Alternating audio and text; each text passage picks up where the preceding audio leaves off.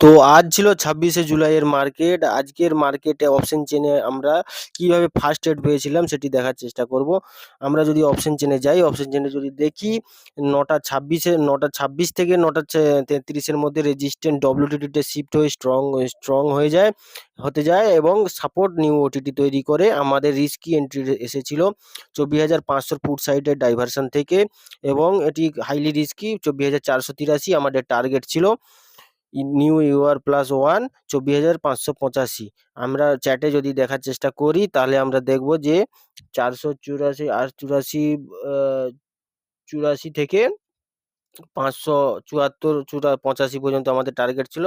Target ডান হয়েছে এবং পরবর্তী ক্ষেত্রে আরও বুল রান হয়েছিল, যার কারণে মার্কেট আরও উপরে গেছিল।